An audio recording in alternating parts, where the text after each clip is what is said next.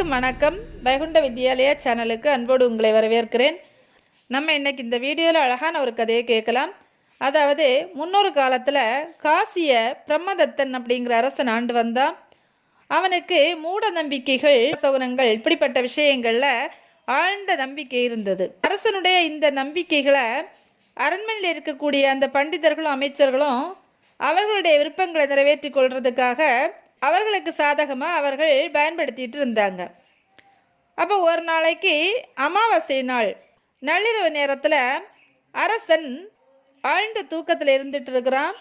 அப்போது ஒரு பறவையினுடைய சோகமான அலறல் சத்தத்தை கேட்ட உடனே மன்னன் தூக்கம் கலைஞ்சு எழுந்துக்கிறான். உடனே அந்த அலறல் சத்தம் எங்கேருந்து வருது அப்படின்னு தெரிஞ்சுக்கிறதுக்காக ஜன்னல் பக்கமாக கவனிக்கிறான். அப்போ அந்த அலறல் சத்தம் அது ஒரு கொக்கனுடைய சத்தம் அப்படிங்கிறதையும் தெரிஞ்சுக்கிறான். பறவையினுடைய அலறல் சத்தம் அபசகுனம், அதனால ஏதோ ஒரு ஆபத்து நமக்கு வரப்போகுது, என்ன ஆபத்து வரப்போகுதோ தெரியலையே அப்படின்னு மன்னன் மிகவும் பயந்து போய் இருக்கிறான். கொஞ்ச நேரத்தில் அரண்மனையில் வளர்க்கப்படுகின்ற மிருகங்கள், பறவைகளினுடைய அலறல் சப்தங்களும் கேட்குது. இப்போ இந்த சப்தங்களை எல்லாம் கேட்ட உடனேயே ஏதோ பெரிய ஆபத்து வரப்போகுது அப்படின்னு யோசிச்சு நல்லா நிம்மதியாக தூங்கவே முடியலை. அதனால அன்னைக்கு இரவு முழுசும் அவன் தூங்கவே இல்லை. அடுத்த நாள் காலையில் அமைச்சர்களையும் பண்டிதர்களையும் அரசவைக்கு வர சொல்கிறான். இரவு நேரத்தில் கேட்ட அந்த சப்தங்களை எல்லாம் சொல்லி இதுக்கு என்ன அர்த்தம் அப்படின்னு இதுக்கான காரணத்தை சொல்லும்படி அந்த அமைச்சர்களையும் பண்டிதர்களையும் கேட்குறான். உடனே அமைச்சர்களும் பண்டிதர்களும் இந்த சூழ்நிலையை தங்களுக்கு சாதகமாக பயன்படுத்தி கொள்ளணும்னு நினச்சிக்கிறாங்க. அதனால் நாங்கள் ஒருவருக்கொருவர் கலந்து ஆலோசிக்கணும் அப்படின்னு சொல்கிறாங்க. அப்போ அமைச்சர்களும் பண்டிதர்களும் அரசனுடைய இந்த நம்பிக்கையை நாம் நம்மளுடைய விருப்பங்களை நிறைவேற்றி கொள்றதுக்கு நம்ம பயன்படுத்தி கொள்ளணும் அப்படின்னு ஒருவருக்கொருவர் ஆலோசனை செய்கிறாங்க. அப்போ அந்த கூட்டத்தில் இருந்த ஒரு பண்டிதர், நாம் நிறைய நாட்களாக ஒரு யாகம் நடத்த வேண்டும் அப்படிங்கிறத நம்ம சொல்லிட்டு இருந்தோம் இல்லையா, அந்த யாகத்தை நாம் நடத்தலாம், அதனால நமக்கு தான தர்மங்களெல்லாம் நிறைய கிடைக்கும், நிறைய பொருட்களெல்லாம் அரசன் நமக்கு தானமாக கொடுப்பான், அதனால நாம் இந்த நிலைமையை நமக்கு சாதகமாக நம்ம பயன்படுத்தி கொள்ளலாம் அப்படின்னு சொல்கிறாரு. உடனே எல்லா அமைச்சர்களும் பண்டிதர்களும் இந்த ஆலோசனைக்கு ஒத்துக்கிறாங்க. உடனடியாக அந்த ஆலோசனையை மன்னன்கிட்ட சொல்கிறாங்க.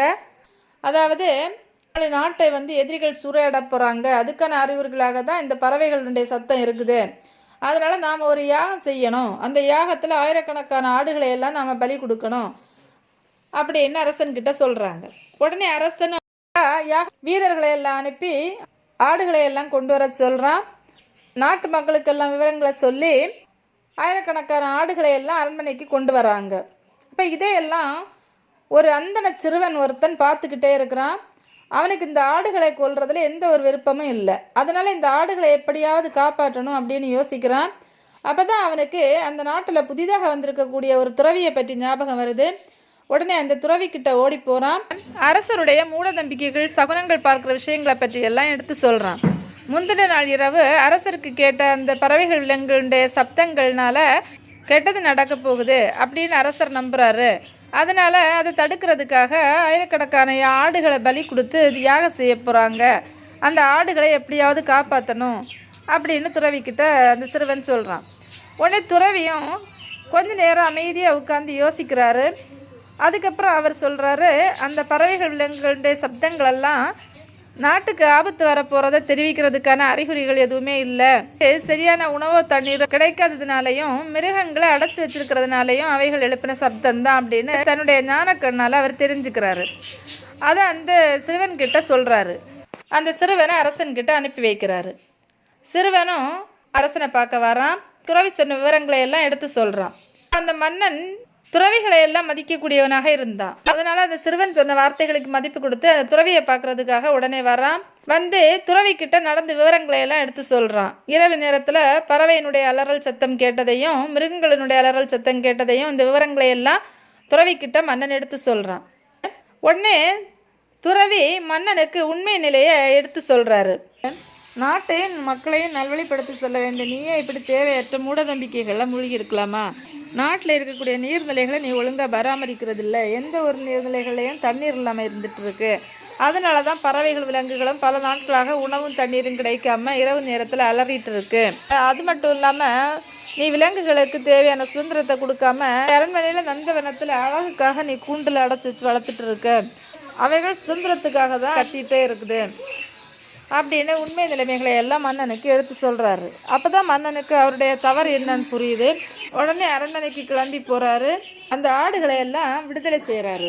அதுக்கப்புறம் அந்த மன்னன் தேவையற்ற மூட நம்பிக்கைகள், சகுனங்கள், இப்படிப்பட்ட விஷயங்களில் எந்த ஒரு நம்பிக்கையும் வைக்கிறதில்ல. தன்னுடைய நாட்டை மன்னன் சிறப்பாக ஆட்சி செஞ்சுட்டு இருந்தான்.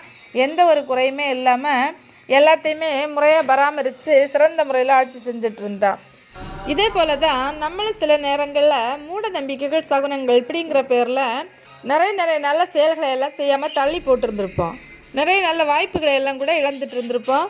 அதனால் எந்த ஒரு நேரத்துலையும் நம்மளை பயமுறுத்துகிற மாதிரி ஏதாவது செயல்கள் நடந்துச்சுன்னா அதுக்கான உண்மையான காரணம் என்ன அப்படின்னு நம்ம கொஞ்சம் யோசித்தோம்னாலே மற்றவங்க கிட்ட நம்ம ஏமாறாமல் நம்முடைய வாய்ப்புகளையும் நம்ம இழந்துட்டு இருக்காமல் நம்ம வாழ்க்கையை நம்ம சிறப்பாக அமைச்சிக்க முடியும் அப்படிங்கிறதுல எந்த ஒரு சந்தேகமும் இல்லை. மீண்டும் இதே போல் ஒரு அழகான கதையில் நம்ம சந்திக்கலாம். இதே போல் அழகான கதைகளை நீங்கள் கேட்க விரும்புனீங்கன்னா என்னுடைய சேனலை சப்ஸ்கிரைப் பண்ணுங்கள். பிடிச்சிருந்துச்சுன்னா லைக் பண்ணுங்கள். பயனுள்ளதாக இருந்துச்சுன்னா ஷேர் பண்ணுங்கள். வணக்கம்.